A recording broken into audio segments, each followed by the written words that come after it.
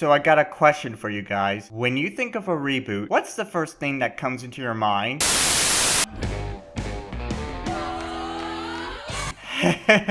Good one there. I don't blame you for thinking of that. But no, what happens when you reboot a show that people are familiar with, but needs a little bit of retooling?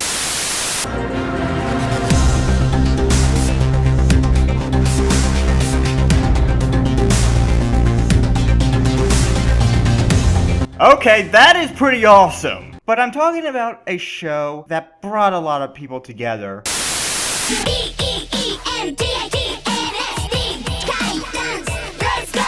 Well, it brought a lot of people together, but not in the way you might think. But seriously, the punchline is My Little Pony Friendship is Magic. I used to wonder what friendship could be, until you all shared its magic with me. Now, here's a show that's a prime example that you should never judge a book by its cover. This could have easily just been a show that panders to its younger demographic just to sell toys. This could have easily been a show with very forgettable characters and have sappy morals such as being nice. But when Hasbro spills effort into the making, you get a show that spouted a fanbase that no one was expecting and is still growing to this day. The fourth generation of My Little Pony is known for its humor, its characters for having distinct personalities that come off as really charming, its top-notch animation, even by Flash standards, it's impressive, its music that would not be out of place in a Disney film, and the lessons and morals can sometimes be thought-provoking that even adults can appreciate. They even touch on religion! Yeah, that didn't go out so well. But all jokes aside, with the show soon having 7 seasons under its belt, it still continues to grow to this day and age. Not only that, but by the time I upload this, there will be a worldwide theatrical film coming soon in fall 2017. But that can wait.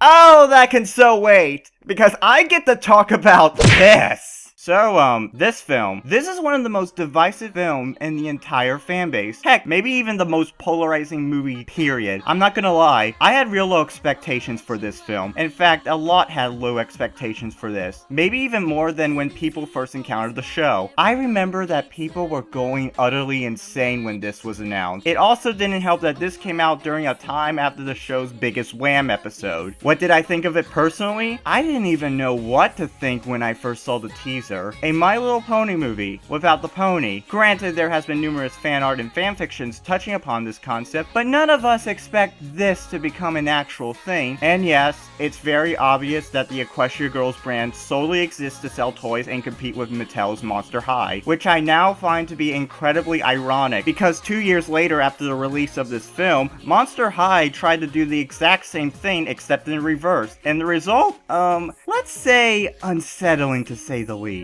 But I understand. Hasbro's main priority is to sell toys. I totally get it. Technically, you can argue that the whole show is one big commercial primarily just to sell My Little Pony toys, and while that might be the case, the thing with Friendship is Magic is that it acts like a show. But of course, this is Hasbro, and they were marketing the heck out of it. If these things doesn't scream Uncanny Valley, then I don't know what will. Oh gosh! Oh gosh, that's horrifying. Have a nice time sleeping, kids!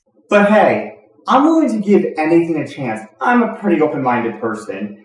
Nobody was expecting this show to go anywhere, and look how that turned out. Let's be honest here. This is a show about talking color pastel horses. I mean, when your franchise went from this... Party? Party, party, party, party, party! Party, party, party, party, party! to this.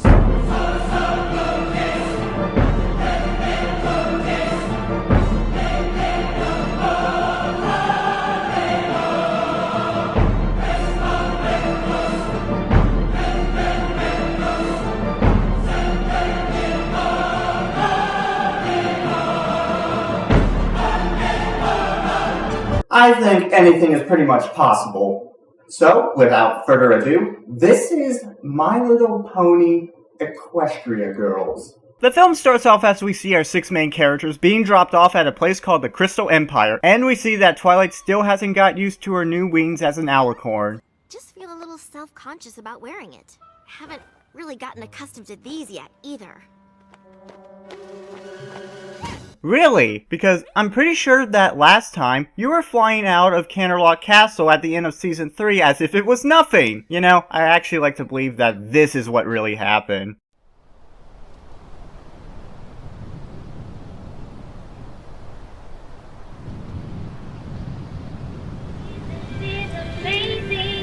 Now I'm the prince that wins. With my horn, I'll do magic, and with wings, I'll soar high.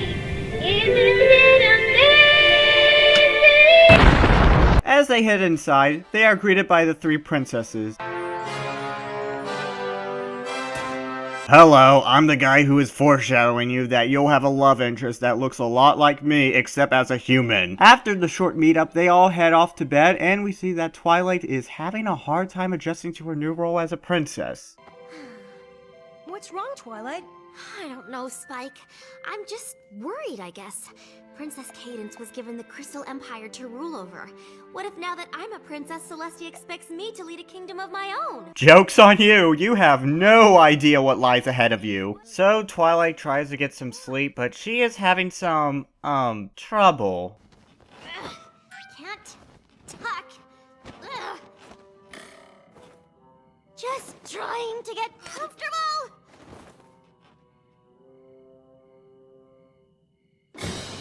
Wow, 2 minutes and we're already having some innuendos. We're off to an amazing start. So, because we're watching My Little Pony, it would be unsurprisingly that it would have a musical number. And what would that first song be to kick off this movie? The main theme song, of course. My little pony, my little pony.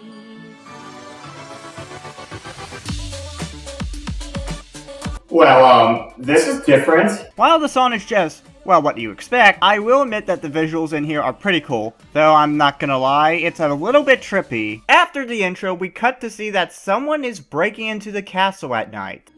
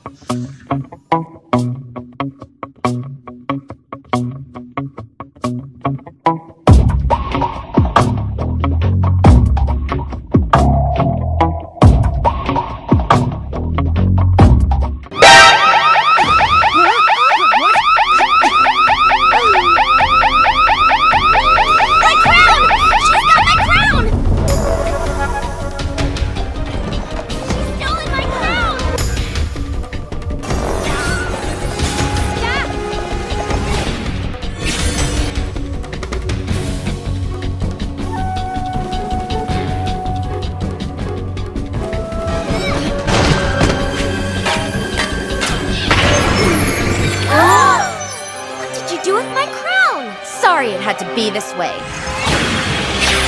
Princess. So it's revealed that the mysterious pony who stole Twilight's crown is named Sunset Shimmer, who used to be a former student of Princess Celestia way before Twilight. Well, isn't that freaking convenient? Okay, questions. How did you know exactly where the Princess of Friendship is? How did you know the exact room she is sleeping? How were you able to be sure that the crown was going to be there? Furthermore, how did you know that she was going to be here in the first place? Nobody will ever notice that. Filmmaking is not about the tiny details, it's about the big picture. The big picture? Yes. And then we're introduced to this. This is where the mirror comes in, which only opens for how long? A gateway that opens once every 30 moons. Okay, I'm just gonna assume it's a freaking long time. Apparently, it leads to an alternate universe that is way different from the fantasy world of Equestria. So Celestia gives Twilight a task to retrieve her crown, and of course, her friends immediately wants to join her. Whoa, whoa, whoa! She's going, we're going with her. Right, girls? I can't let you go. What? Why not? Sending all of you could upset the balance of this alternate world. creating havoc that would make it impossible for Twilight to get the crown back from Sunset Shimmer. This is something Princess Twilight must do alone. No, I don't buy it. That's a pretty weak excuse if you ask me. Seriously, you couldn't ask them to stay here and guard the mirror or anything else? So we see that Twilight is about to step into the mirror, which acts like a portal. Hello, and, again, welcome to the Aperture Science Computer Aided Enrichment Center. We hope your brief detention in the relaxation vault has been a pleasant one. Your specimen has been processed, and we are now ready to begin the test proper.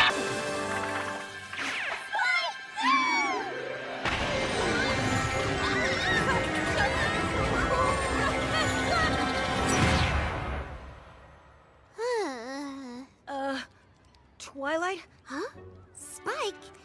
You're not supposed to... Spike? Are you a dog? I think so, but I have no idea what you are. Huh? I want to break free. I want to break free. What does the rest of me look like? Well, let's see here. Your face is different, your hair is longer, you're a biped instead of a quadruped, and there's a thing called puberty. She's gonna be horrified once she finds out how the human anatomy works. Now, I want to give the film some credit since there's a lot of potential under its belt, and one of them is the fact that alternate universes are pretty much canon in My Little Pony. Now, I gotta say, I love when shows, movies, video games, or whatever go out and explore around alternate universes. The amount of creativity and imaginative ideas are quite literally endless. So here's the million-dollar question. How can you make such an amazing concept like this a huge turnoff? I suggest we start searching the castle first. Works for me. High school! This is what a lot of people weren't unsure of. It's not the fact that Twilight is a human, Spike is a dog, or even the romance in here. It's the fact that 90% of the movie takes place at a high school, which is very contrasting compared to the fantasy world of Equestria. I mean, this is a place where it's ruled by two princesses who control the sun and the moon, and that Pegasus fly across the sky and control the weather. Not to mention that Friendship is Magic is known for using the fantasy element, so there's a lot you can get away with. But when you take that element away, what does it lead us here? There's no magic, no flying, no spells. In other words, it's kind of like reality. I said kinda, but I'll get to that later. Now, I'm not saying that having a high school as a setting is a bad thing. Heck, some well-known shows, video games, and especially anime are known for taking place at a school. But the thing is that they tend to subvert these high school tropes in order to stay fresh and unique. The biggest problem with Equestria Girls is that it uses some of these old high school tropes and does nothing to subvert them. These tropes are just there because high school. We got the new kid trying to adjust to school. We got the popular girl who is the bully and wants everything in her way. We got the handsome hot guy who will be the love interest for our main protagonist. And the worst offender of them all, we got high school drama. Sure, why not? That being said, despite with these cliches, the one thing that makes this film unique is that, well, it's My Little Pony, but as humans. Yeah, you also might notice something else, the character designs, and I'm going to be completely honest with you guys, it's not that bad. Seeing the characters' human counterparts compared to their pony counterparts is a bit weird, but not unwelcome. Admittedly, seeing humans with multicolored skin tones looks so bizarre as if a science experiment has gone terribly wrong, but I digress. The designs for the main characters in general are fine. Twilight and her friends' designs as humans is pretty recognizable, and their clothes definitely matches their personality, even though Twilight looks like an anime schoolgirl. That being said, some of the designs for the characters bother the heck out of me, mostly Celestia's and Luna's designs. I mean, look at their legs! I get that Celestia and Luna are supposed to be the higher authorities of the school, but just because how they look as ponies doesn't always translate well as humans. It makes them look really off and jarring. What am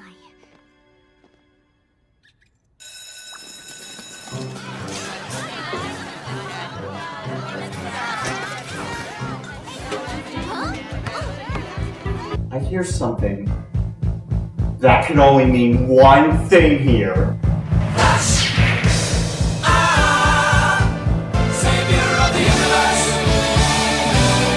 Trust me, it would be a crime if I didn't use that. Yeah, I'll get to him later, but that's not important right now. What's important right now is that we have a song coming up. I've never seen a place that's quiet like this. Everything is turned around, this crazy world is upside down. Getting on my feet, it's the hand that I was dealt, but I don't have much time with them. Got to learn all that I can. It's okay. It's tolerable to say the least. I'll give it credit though, this is one of the few songs in the franchise where the characters are not seen directly, and it shows Twilight's curiosity at how bizarre this world is different from her own. So we finally see Sunset Shimmer making her first established moment as a character, picking on human Fluttershy. Well, I did, and I was about to get it before you swooped in and ruined everything. You shouldn't pick up things that don't belong to you. It doesn't really belong to you either. Excuse me? Nothing. That's what I thought. It's as good as mine, and you know it. You really are pathetic. It's no wonder your best friends are all straight animals. What an asshole! Ah yes, the first thing we see that truly establishes her character is being a jerk. We're off to a great start. So we see Twilight introducing herself to the human Fluttershy, and it's as much you expect it would. I'm Fluttershy. Sorry, what was that? It's Fluttershy. It sounds like you're saying Fluttershy, but how can that... Oh my goodness! Who's this sweet little guy? That's Spike, my, dog. Oh, he's so cute! Wouldn't you just give anything to know what they're really thinking? He usually just tells me. Oh, what do you mean? Oh, nothing. So Twilight asks Fluttershy if she knows anything about the crown. This morning, I was passing out flyers for the animal shelter like I do every Wednesday. Canterlot's animal shelter needs more volunteers. Won't you help an animal that can't help itself?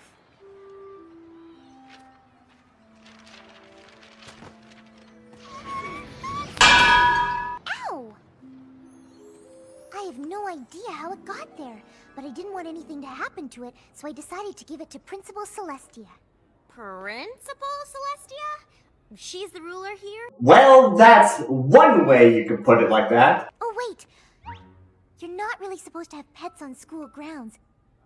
Might want to tuck them into your backpack. That's what I do. Yes, the animals will be totally fine. It's not like they won't suffocate. So Twilight finds human Celestia. Now guys, I want you to pay attention to this one scene here, because what you're about to see is truly amazing.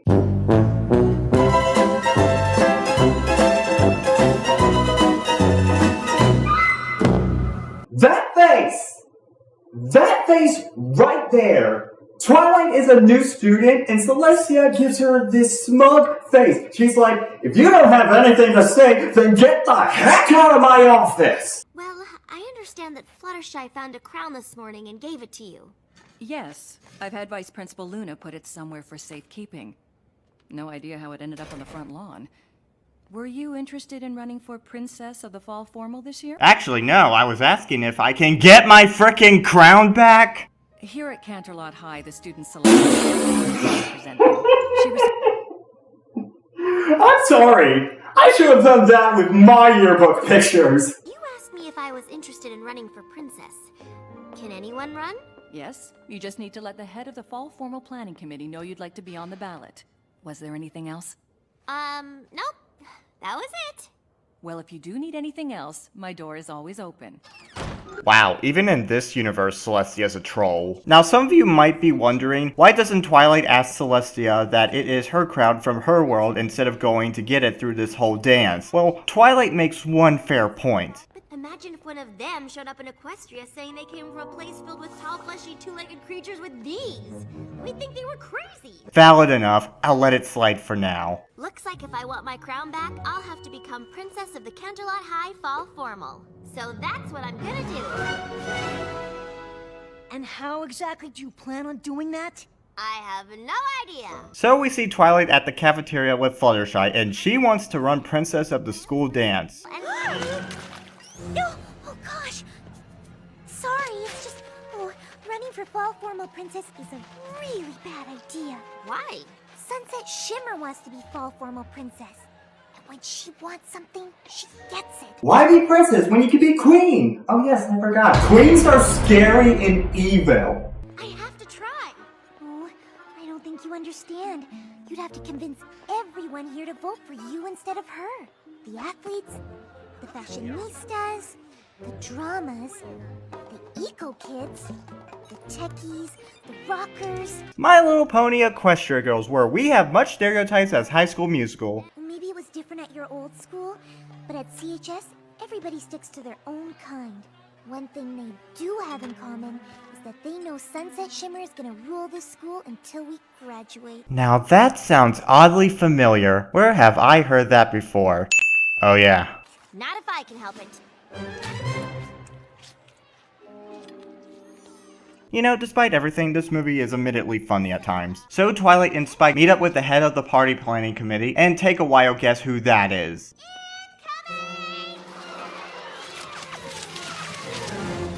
Yep, it's Pinkie Pie, and she's nuts as you expect her to be. Fluttershy, huh? Don't let the whole shy thing fool you. She can be a real meanie. Wait, they're not friends anymore? Well, that's interesting to say the least. I thought you didn't look familiar.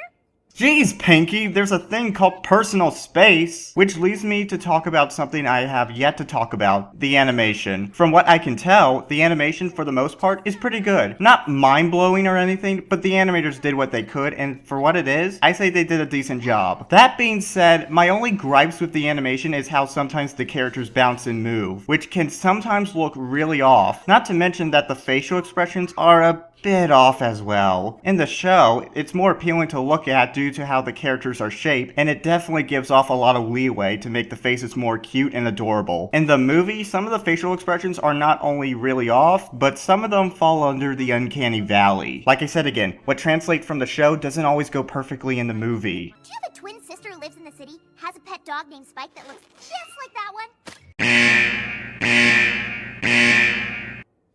Anywho, just need to fill this out and you are officially up for the coveted Princess of the Fall Formal Crown.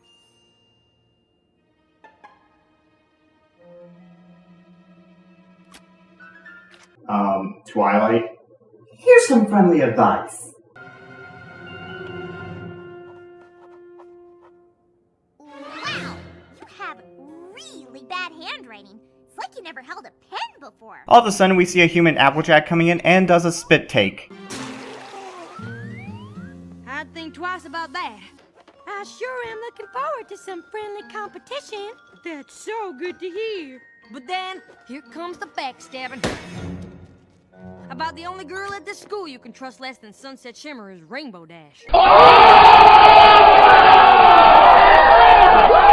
This looks terrible. There should be more streamers near the stage and fewer balloons. Yeah! Streamers! And fewer balloons! Oh no!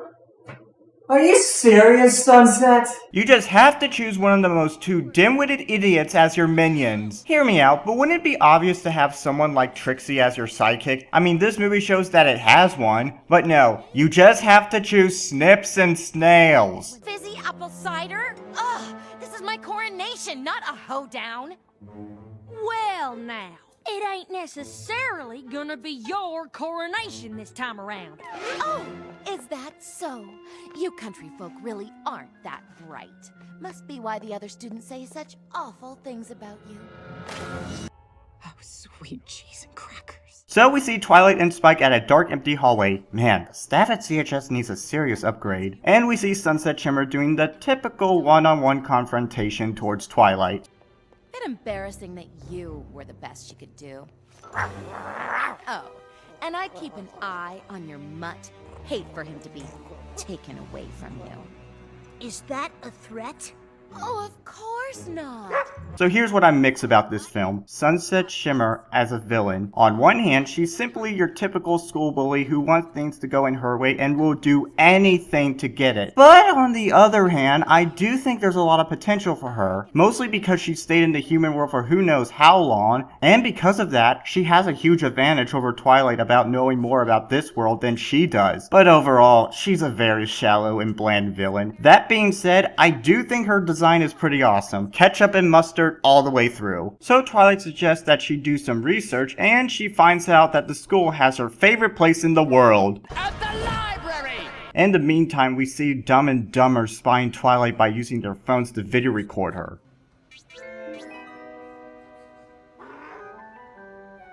So, I just push the letters here, and then the words and moving pictures will come up here? What is up with her? It looks like she's about to snap at any moment. That's right. Maybe this place does have magic. Aw, of course there is, Twilight. It's called Disney World.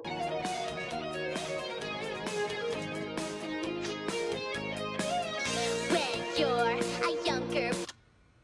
Girls, what are you doing? We're just seeing how many hits our new music video has gotten. Wow, am I looking at a mirror right now? Also, good luck using copyrighted music from Hasbro. Some of the comments about our song were really awful. Epic fail. That's it! I've had it with you, Internet! I'm coming for you! I'm gonna go Cyber Warrior on your butt! Funniest thing I've ever seen? Funniest thing they've ever seen, huh? I don't know that that's what you should take from. And then they start doing Let's Plays. So Twilight tries to get some research done. Unfortunately, she is still adjusting to her new human form and havoc ensues. It starts getting late and they have no place to stay for the night, so Spike with his gratitude made a bed filled with books. It's perfect, Spike. We then find out that the 5 human girls used to be friends with each other, but something or someone interfered with their relationships. And I'm gonna bet the girl on the far right is Rarity. There's a Rarity here? Aww. Nope, still don't ship it. If you're gonna stop her, you have to focus on making friends here. You can't worry about why these girls aren't friends anymore. Even if they do remind you of your Ponyville friends. You're right, Spike. Eye on the prize. Yeah, good night, Twilight. Sleep tight and try not to get a paper cut. The next day, we see them walking in one of the school hallways, and everyone seems to be quietly snickering at her for some odd reason. Then we enter Human Rarity.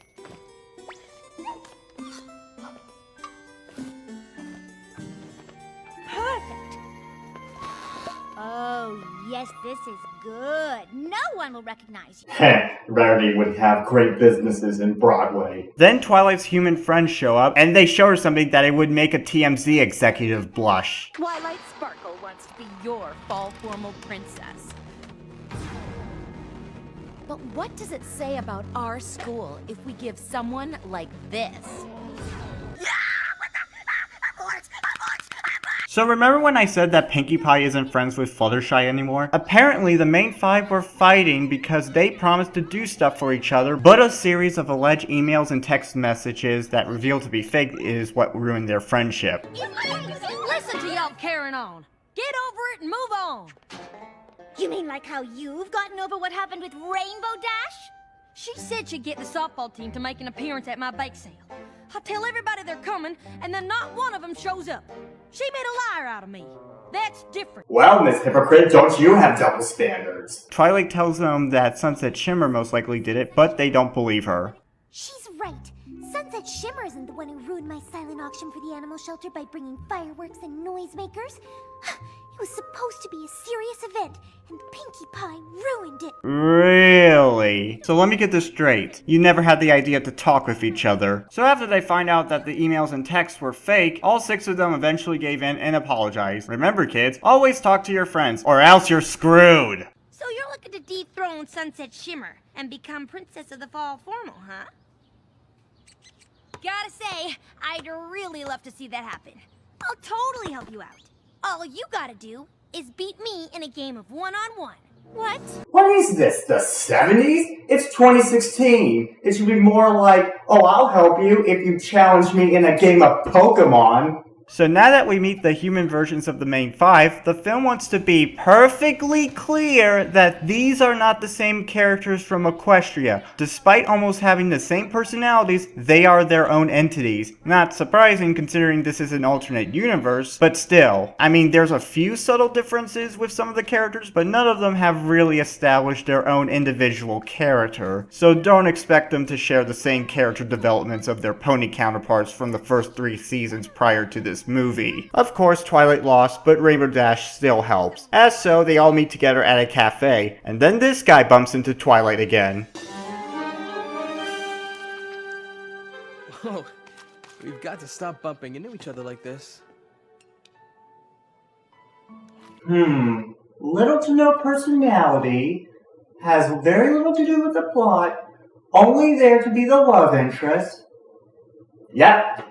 We got our Scrappy for MOP. Ladies and gentlemen, allow me to introduce you to one of the most hated characters in this entire franchise, Flash Sentry. He's pretty much the Scrappy of MOP.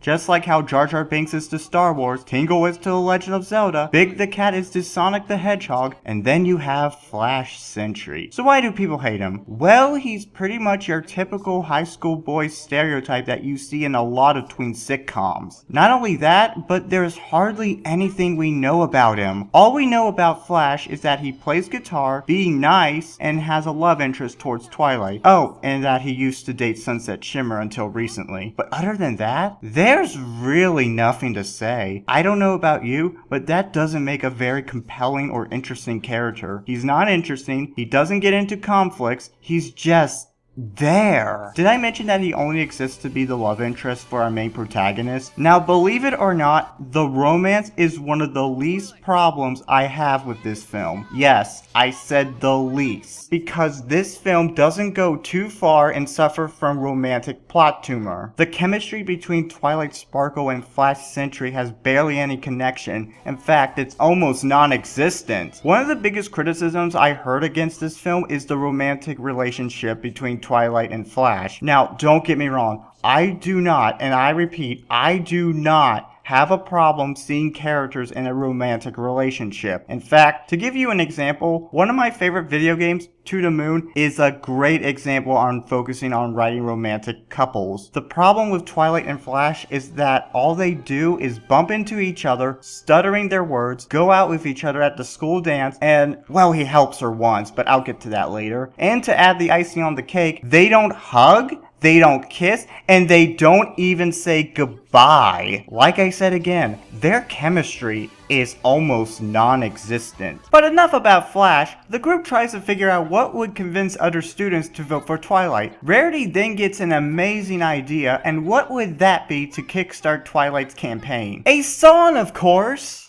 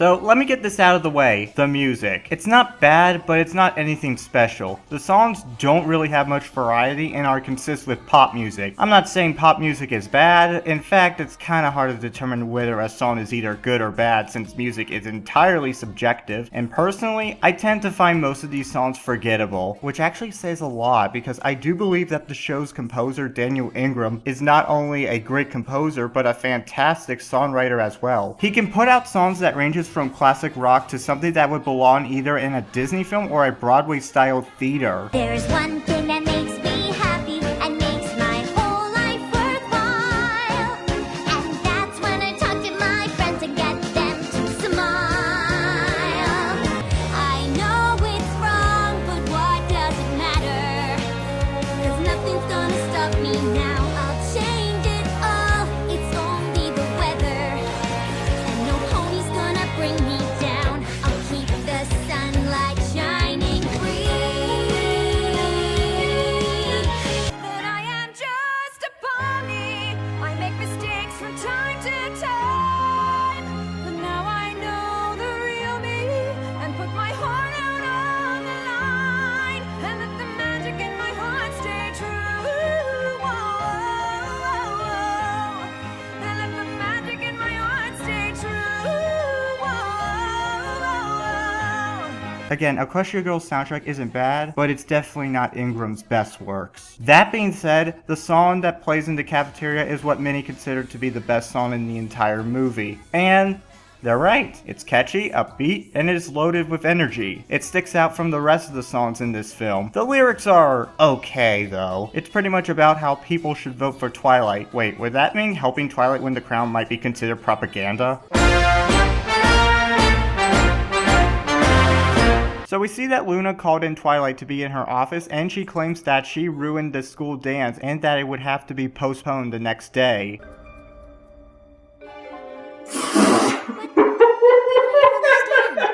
No, stop, no. You can't expect me to take that seriously. This isn't CSI or Cops, this is freaking My Little Pony. You know, why not just play some organ music? I'm pretty sure that will fit the mood more soothingly.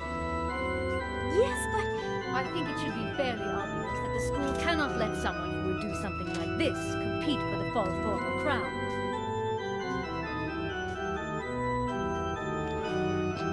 Vice Principal Luna. And here we have Flash's only contribution to the film. Now, normally I would be thankful that Flash finally did something in terms of plot, but here's the thing. Twilight getting framed and having to be saved only happens for like a minute or two. Seriously, there's nothing really at stake here. You can cut this scene out and nothing will be lost. With the fall formal being postponed tomorrow, unfortunately the portal will close tonight, and this caused Twilight to get so worried and have a breakdown. Spike suggests that she just tell the truth about her real self, and it gives her confidence. What if they won't?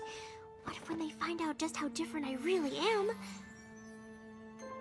Twilight, these girls rallied around you because they saw what was in your heart. They aren't gonna feel any differently about you when they find out you're a pony princess in Equestria. Thank you, Spike. Thank you.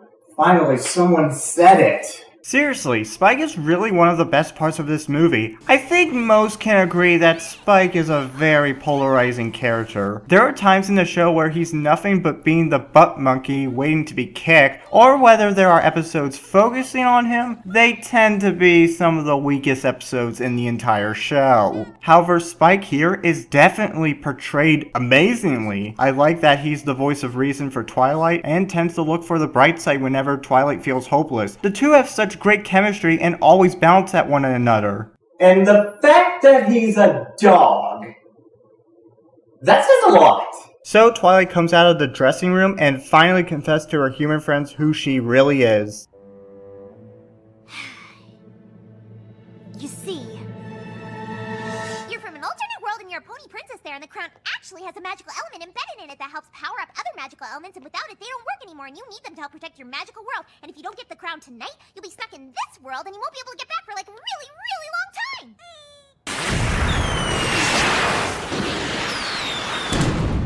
Yeah, I'm pretty sure that isn't the reason. Nope, she's pretty much spot on. He can talk! Oh yeah. And back where I come from, I'm not even a dog. This is so amazing. Tell me, what are you thinking right now? I need an adult. I am an adult. Let me get this straight. You're a pony? You're a princess? You're from another world? I'm also a product of Hasbro. Care to buy one of our merchandise? That is awesome! See, Twilight, wasn't that easy? Then we see the girls fixing and cleaning up the mess. This also leads into another song called Time to Come Together. This one's okay. Not particularly bad, but it tends to be forgettable. So come on, everybody, sing along. Why? So after they helped out the place, Celestia announced that they're doing the dance tonight like it was planned, and everyone seems to be voting for Twilight. The girls are soon dressing up for the dance, and we have another song which, I'm not gonna lie, is probably one of the worst songs in the entire movie. We cut to nighttime at the school dance, and guess who decides to show up? Look, I know you said no about going to the fall formal with me, but would you reconsider and at least have one dance? I didn't say no. I mean, I did, but I didn't mean no to you. Well, what I mean is, yes, I'd love to dance.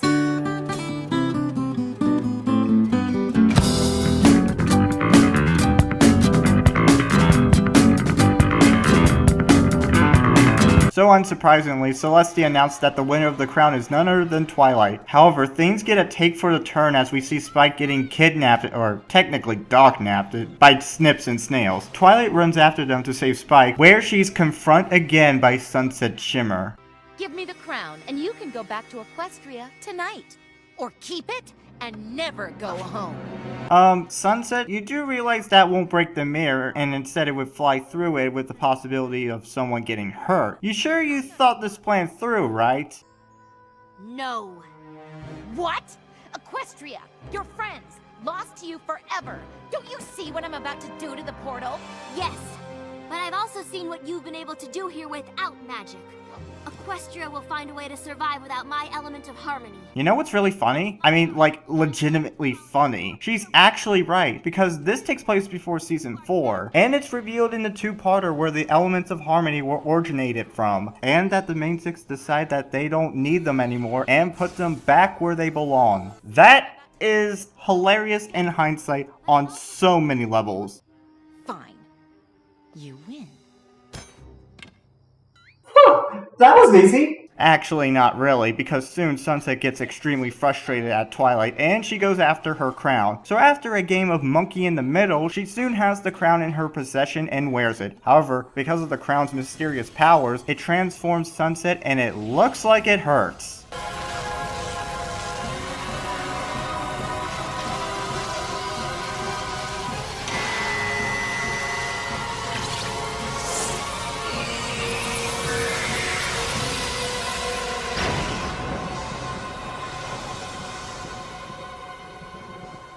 What is that? I'm sorry, but I don't buy that demon design. It looks too ridiculous for me to take it seriously to be a threat. In fact, it doesn't make her look threatening. It makes her look stupid. Oh, and she transformed Snips and Snails into demons as well, because why not? To me!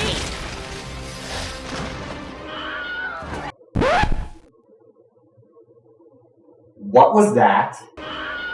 Oh my gosh, they put the frickin' Wilhelm scream.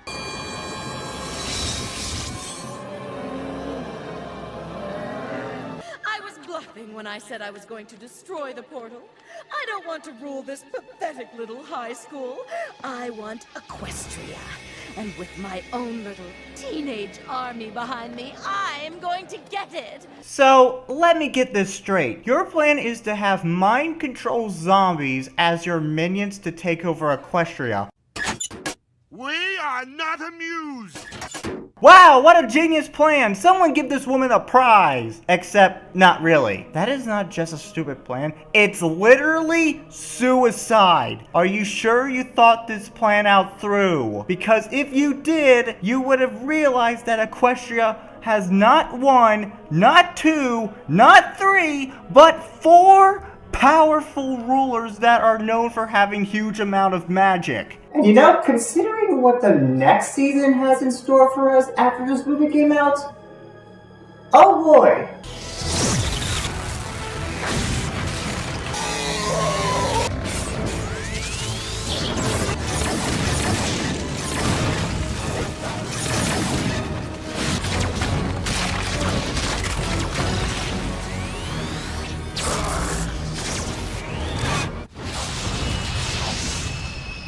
Yikes! When I'm basically trying to say, Sunset, is that you're pretty much screwed to begin with. So Sunset is about to finish off the main 6, but all of a sudden this happens.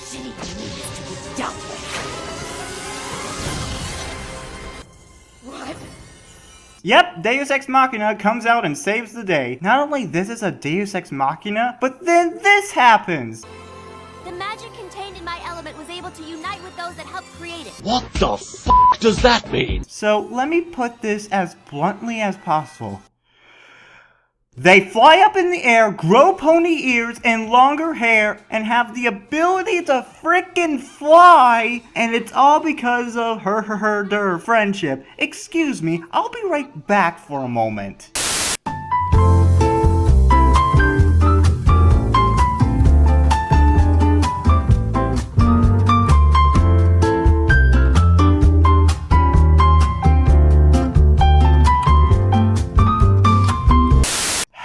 Now, where was I? Oh yeah. Not only this is really anticlimactic, one-sided, and goes out way too fast, but the stakes in here are really, really low. Give Friendship is Magic some credit here. At least they built up their climaxes before it happened. Here, this bluntly came out of nowhere. Here and in Equestria, it is the only magic that can truly unite us all. Okay, then tell me this. What is the point about having the elements of harmony in the first place? This makes the whole elements of harmony thing even more confusing, as they don't give out any explanations on how they function. You know, even by Friendship is Magic standards, this is awfully ridiculous. Not only is it ridiculous, but I think I might found the weirdest ending to any film I've ever watched, and that says a lot. Oh yeah, remember we were watching a high school film? Talk about subversion, am I right? So after they defeated Sunset Shimmer, we see her crying in pity. I'm sorry. What kind of apology is that? It looks like she just got upset because her ice cream just fell on the ground. Of course they forgive her, despite giving her no repercussions whatsoever, and it's time for Twilight to go back to Equestria. That is until... It'll be a completely awkward time to ask you for that dance.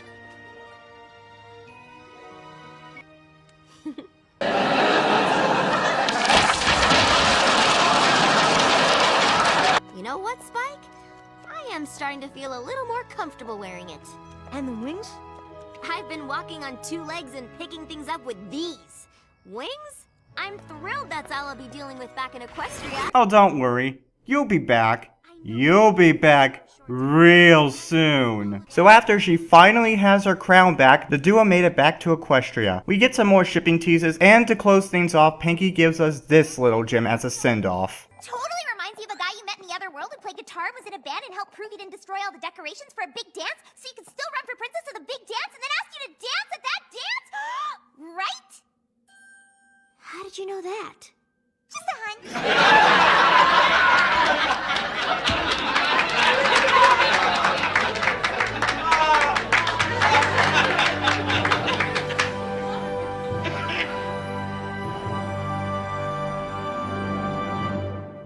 And that was My Little Pony Equestria Girls. And despite being cliche, I'm gonna be honest, folks.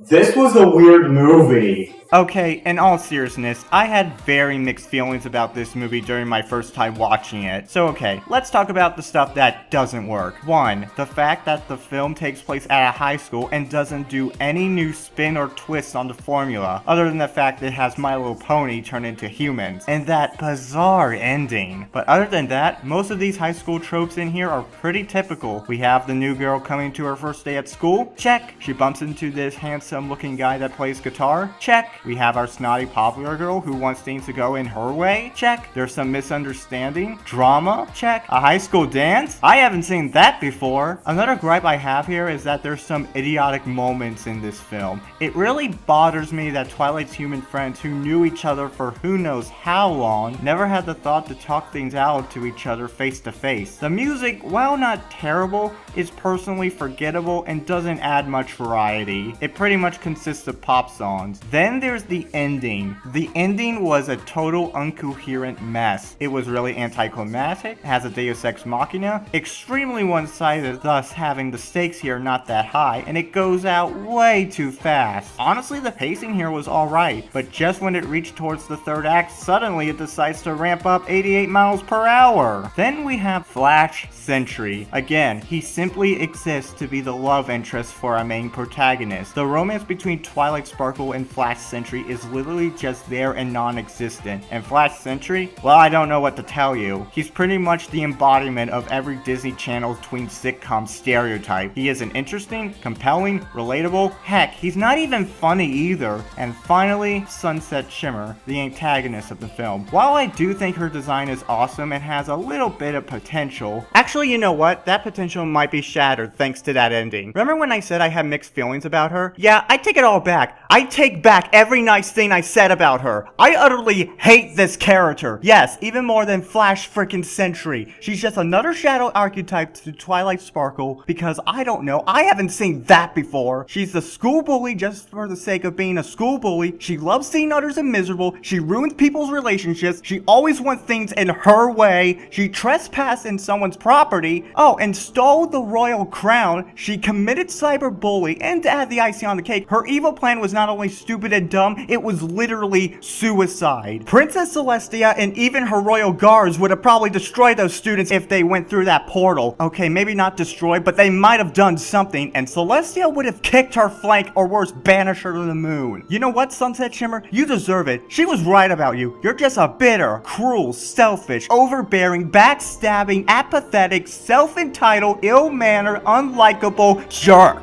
She's your overall typical one-dimensional high school bully and just not a threatening villain in general. Probably the weakest villain in the entire franchise. And that says a lot because this is coming from a show that has 6 lovable characters that have been praised for being endearing and relatable. What is so endearing or relatable with Sunset Shimmer to begin with? How could anyone with a straight face and say, oh yeah, I like this character, she's a biggest jerk just like myself? How am I supposed to like her in any way, shape, or form? She's not funny, she's not cute, she's not relatable, she is just literally a pathetic excuse for a villain. So what? Give her some slack. She apologized. That means everything will be okay, right? Maybe in this world, maybe by the next day, everyone will most likely forget what happened and what she has done to them, such as torturing them to the point of misery. I'm sorry, but this is where I draw the line. She turned into a demon, enslaved a large amount of students, attempted murder, and if the students did went through the portal, she might have committed genocide as well. Sorry, doesn't cut it. I have no sympathy towards her whatsoever. Sunset Shimmer, I got 2 words to say to you. Screw you. Your mentor was in every right to banish you from your world, and if this was the real world, you would have gone to jail. And the mistakes you have made is going to stick with you for the rest of your life.